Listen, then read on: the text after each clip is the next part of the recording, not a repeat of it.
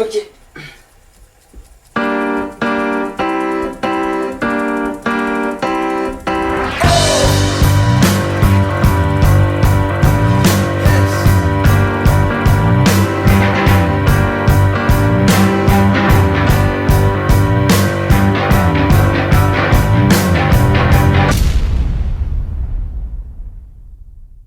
Bonjour à tous. Aujourd'hui, nous reprenons le fil de l'histoire du trafic de stupéfiants. Rappelez-vous, nos amis de la French Connection furent arrêtés en masse par le gouvernement français sous Georges Pompidou suite au coup de pression de Richard Nixon, président des États-Unis de l'époque, ayant fait de la lutte contre la drogue son cheval de bataille. En effet, la France et notamment Marseille étaient la plaque tournante de la drogue à destination des USA. En 1973, les États-Unis mettent en place la DEA, The Drug Enforcement Administration, pour lutter contre ce trafic. L'heure est donc à la guerre contre les trafiquants et certains membres de la French Connection s'exilent en Colombie. Le trafiquant finit par réussir à s'échapper des États-Unis. Mais pour lui, pas question de retourner en France. Sa cavale, il la fera en Amérique du Sud, où une autre drogue est en train de devenir populaire, la cocaïne. Le pilote devait nous emmener au Mexique. Et au dernier moment, il a dit non, au Mexique, je ne peux pas vous emmener, mais si vous voulez, je vous emmène en Colombie. Quel bout tu veux, mais emmène-nous le plus rapidement possible. En Colombie, les anciens de la French, activement recherchés, n'ont d'autre option que d'intégrer les trafics illégaux locaux. C'est ainsi qu'ils entrent en contact avec Griselda Blanco et Pablo Escobar. Griselda est la pionnière de la cocaïne, drogue extraite de la feuille de coca, qui pousse abondamment en Colombie. Elle fait passer la came aux États-Unis à l'aide de mules, des femmes qui cachaient la drogue dans leurs sous-vêtements. Pablo Escobar, Griselda Blanco et les quelques trafiquants s'unissent et forment le fameux cartel de Medellín. Medellín étant un petit village de Colombie dont ils sont tous originaires. Pablo Escobar se démarque peu à peu et devient extrêmement puissant, un état à lui seul. Il achète la police locale, les juges, les magistrats et tue ceux qui s'opposent à lui. Il achète plusieurs îles, puis la célèbre Hacienda Nápoles, propriété de 20 km² qui deviendra le siège de son trafic. Il entre en concurrence avec Griselda Blanco, son mentor, puisqu'ils s'arrachent la même clientèle. Et leur guerre sans merci s'exporte aux États-Unis, et notamment en Floride, à Miami, lieu de débarquement de la drogue. C'est le début des règlements de compte entre cartels et des cocaine cowboys, et c'est pourquoi Miami connaît une très forte hausse de la criminalité dans les années 80. Griselda est arrêté, ce qui met un temps fin à ces règlements de compte. Escobar finit par disposer de l'immunité politique dans son pays, et en Colombie, ça devient littéralement n'importe quoi. Il assassine le ministre de la Justice et aurait participé, selon son fils, à la prise du palais de justice de Bogota en 1985 pour détruire toutes les archives concernant le crime organisé et le bâtiment des services secrets au passage.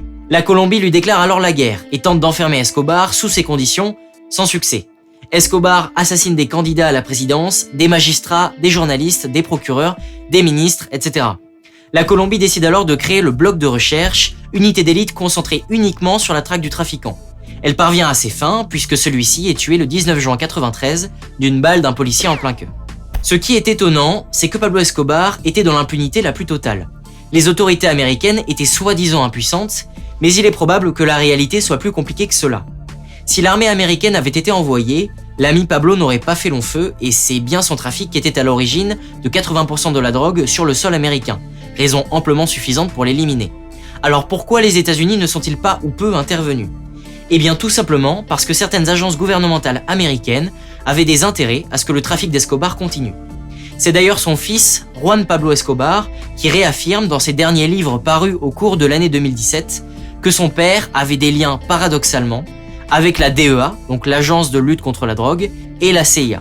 De plus, parmi les membres du trafic de Pablo Escobar, certains travaillaient directement pour la CIA et la DEA, comme Barry Seal. Dans l'histoire tumultueuse de sa vie, alternant entre Escobar, CIA et DEA, on a du mal à saisir pour qui il travaille et quand. Tout cela semble bien flou, certainement du fait que les intérêts entre la CIA, la DEA et le trafic d'Escobar furent par moments convergents. Au cours des années 80, Barry Seal est le plus célèbre trafiquant de drogue des États-Unis.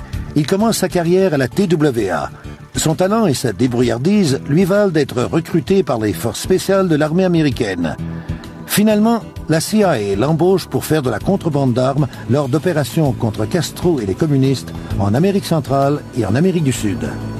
Les liens de Seal avec la CIA le protègent du FBI, de la DEA et de tous ceux chargés d'appliquer la loi. Au fil des ans, il rassemble une flotte d'avions et constitue un réseau de pilotes et de mécaniciens. Il fait affaire avec le cartel de Medellín, défiant ainsi toutes les lois. Lorsqu'il effectue des opérations clandestines ou des coups montés pour des agences gouvernementales, on dit qu'il rapporte 1 kilo de drogue pour lui et 1 kilo pour les agents fédéraux. On aurait aussi pu citer le cas du général Noriega, agent de la CIA et allié des narcos, dont le dossier fut largement diffusé dans la presse à son décès en 2017. Dans les années 90, après la mort d'Escobar, le gros du trafic passe entre les mains des criminels mexicains, dont le fameux cartel de Sinaloa. C'est un des plus gros cartels au monde, encore aujourd'hui, qui dispose d'une armée d'environ 100 000 hommes et détient une grosse influence aux États-Unis et sur presque toute l'Amérique du Sud. Et bien entendu, qui a aidé ce cartel à prendre de l'ampleur ? La CIA. Celle-ci a notamment mis en contact les narcos mexicains et le cartel de Medellín, permettant aux Mexicains de passer de la marijuana à la coke, beaucoup plus rentable. C'est ainsi que nous vîmes l'apparition d'un nouvel homme à abattre, El Chapo, le trapu, chef du cartel de Sinaloa. Il est actuellement encore en vie. La CIA est donc plus ou moins impliquée dans les plus gros cartels du monde et use, comme nous l'avons vu dans la vidéo précédente, de ces réseaux criminels pour asseoir sa domination. Poursuivons et parlons de l'affaire Gary Webb, preuve supplémentaire de l'implication des agences gouvernementales américaines dans des opérations illégales. Gary Webb est un journaliste ayant travaillé sur le financement des Contras au Nicaragua, un petit groupe de rebelles effectuant des opérations armées, pour ne pas dire terroristes, en vue de déstabiliser le gouvernement sandiniste en place dans le pays. L'obligation d'aider les combattants de la liberté, les amants de la liberté et de la démocratie en Afghanistan et au Nicaragua. Le gouvernement sandiniste avait été précédé d'une révolution ayant renversé la dictature d'une grande famille au Nicaragua. Ce gouvernement socialisto-communiste a été fustigé dans la presse mondiale. Au Honduras, au Salvador, au Costa Rica, donc dans les pays voisins, des stations radio ne cessent de dénoncer le régime sandiniste. Ils sont accusés de brûler des églises, de kidnapper des enfants, de créer artificiellement des pénuries et de tuer des personnes âgées pour les transformer en savon. Même en France, dans le Figaro sont publiées des photos truquées de massacres, voire de génocides, du gouvernement sandiniste envers certains aborigènes locaux. Bref, les actions armées des Contras semblaient tout à fait légitimes, ainsi que leur financement par les États-Unis. Le seul petit hic est que le gouvernement sandiniste était un gouvernement démocratique, que celui-ci avait été élu à la majorité et que la plupart des accusations n'étaient pas véritablement fondées, comme vous vous en doutez. Alors, la Cour internationale de justice est saisie et les États-Unis sont accusés de terrorisme. Le Congrès américain décide par conséquent de stopper le financement des Contras, et Reagan, président des États-Unis à l'époque, est furieux. Inutile de préciser que les stations radio dénonçant le régime sandiniste au Honduras, au Salvador et au Costa Rica étaient au moins financées par la CIA. C'était la guerre froide et toute propagande était bonne pour lutter contre le communisme. Et c'est là que notre cher Gary Webb entre en jeu. Au cours de son enquête, publiée en décembre 1997 dans le San Jose Mercury News, il réussit à prouver que les financements des États-Unis envers les Contras s'est poursuivi malgré l'arrêté formulé par le Congrès et que les fonds accordés aux Contras provenaient du trafic de crack dérivé de la cocaïne organisé par la CIA sur le sol américain. La CIA aurait favorisé et couvert l'arrivée du crack en provenance de dealers nicaraguayens dans son propre pays. Cela créa évidemment un tollé dans l'opinion publique puisque le crack dans les ghettos noirs américains avait été une véritable calamité. Alors, le président de la CIA de l'époque, John Dutch, est amené à s'expliquer directement auprès des concernés, ce qui donna lieu à une scène quelque peu surréaliste. Réponds à cette putain de question. Attendez une minute.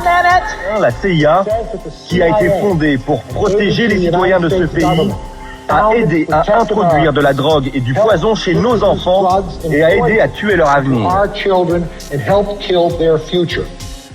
Toute personne qui est à la tête d'une agence gouvernementale, et ça veut dire moi aussi, ne peut tolérer une telle accusation. J'irai jusqu'au bout, j'enquêterai et je vous ferai connaître les résultats de notre enquête.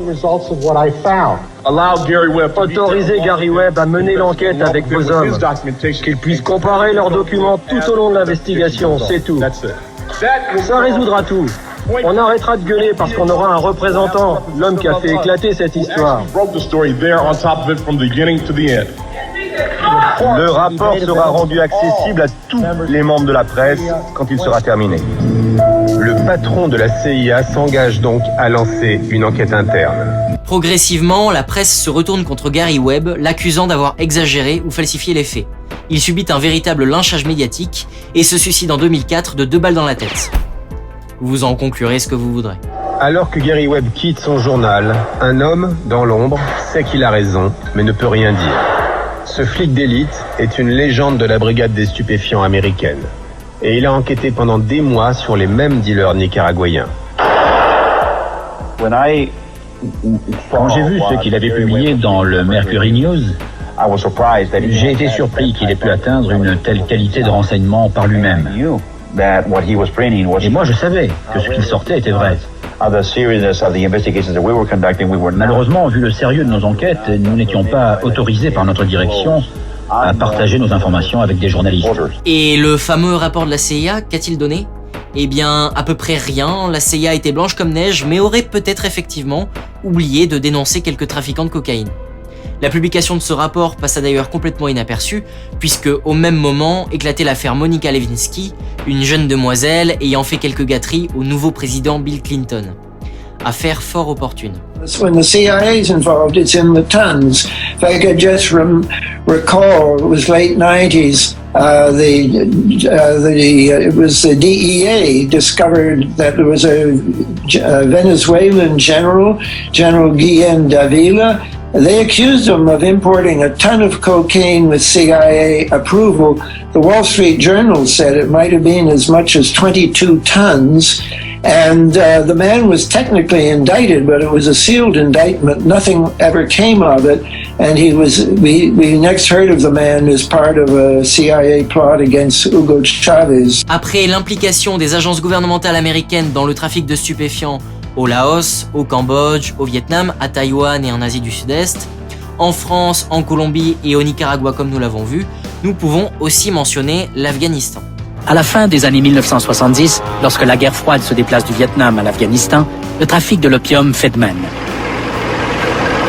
Les Soviétiques envahissent alors l'Afghanistan pour exercer un contrôle plus serré sur le gouvernement de Kaboul. Les États-Unis répliquent en acheminant du soutien à la résistance des Moudjahidines par le biais de la CIA. Le conseiller national pour la sécurité, Zbigniew Brzezinski, vient témoigner en personne pour offrir son soutien à leur cause. That land over there is yours. You'll go back to it one day because your fight will prevail and you'll have your homes and your mosques back again because your cause is right and God is on your side. L'argent de la guerre des Moudjahidines vient principalement du trafic de l'opium. En quelques années, l'Afghanistan remplace l'Asie du Sud-Est comme premier producteur d'opium. Une fois de plus, la CIA ferme les yeux, tandis que les nouveaux alliés des Américains trempent dans des opérations de contrebande. Il semblerait que partout où les agences gouvernementales américaines mettent le pied, le trafic de stupéfiants s'accroît dans la région de façon exponentielle. En 1979, aux États-Unis, il n'y avait pas d'héroïne provenant d'Afghanistan. En 1980, soit un an après le débarquement des troupes américaines sur les sols afghans, 60% de l'héroïne vendue aux États-Unis provient d'Afghanistan. Et en 10 ans, l'Afghanistan devient le premier producteur mondial d'opium et plus de 2 millions d'Afghans vivent de sa culture. D'ailleurs, la zone regroupant l'Afghanistan, le Pakistan et l'Iran est justement surnommée le Croissant d'Or pour son énorme production d'opium illicite. Et en parlant du Croissant d'Or, c'est au cours de la première guerre d'Afghanistan qu'est fondée l'organisation Maktab al-Qadamat, fondée par Abdallah Azzam, mentor d'Oussama Ben Laden.